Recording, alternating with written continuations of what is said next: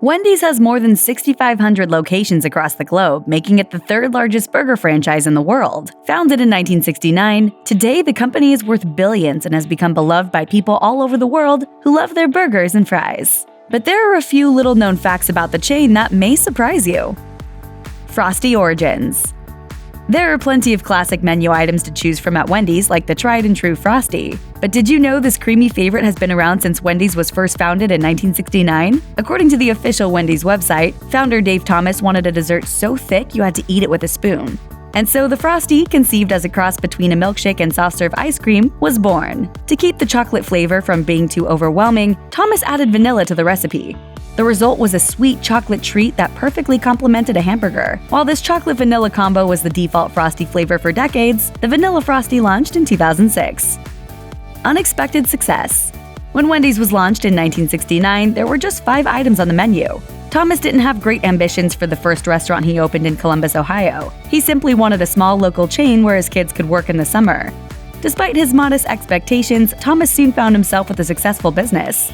He opened a second Wendy's after a year, and by 1974, sales totaled at nearly $25 million. By the end of 1976, not even a decade since the company was started, there were 500 Wendy's locations. Gee, this is pretty good.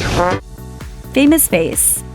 Dave Thomas had 4 kids and knew one of them would become the face of the restaurant. But he wasn't playing favorites when he picked 8-year-old Melinda, nicknamed Wendy. She told People in 1990, "Dad wanted a name that was easy to remember, and he wanted an all-American mug. I was redheaded and had freckles and buck teeth, so I got elected." Wendy admitted to often being embarrassed because of her famous face. There was always teasing, it just goes with the territory. Dropout to entrepreneur. The success of Wendy's is even more impressive when you look at the history of Dave Thomas. A high school dropout, Thomas served in the Korean War before becoming a cook. He went on to work at Kentucky Fried Chicken, where he came up with the idea for the KFC chicken bucket.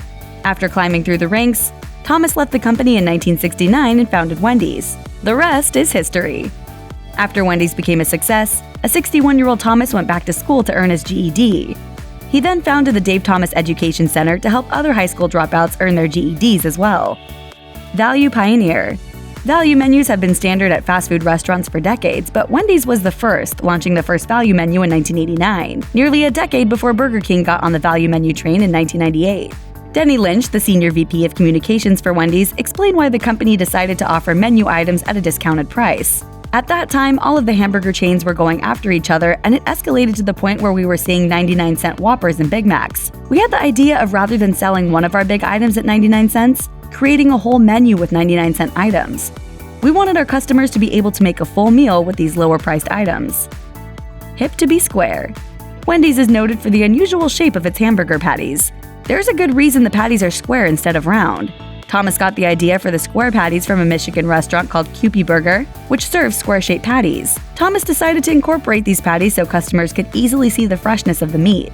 The corners of the square patty stick out past the circular bun, making it easy to see just how juicy the burger really is. Beef Lady Beef. Wendy's launched a series of memorable commercials in 1984, featuring a catchphrase that became world famous. "Where's the beef?" The commercials were so successful that Wendy's became synonymous with the phrase, and the actress delivering it, Clara Peller. But Peller was fired in 1985 for starring in a Prego spaghetti sauce commercial.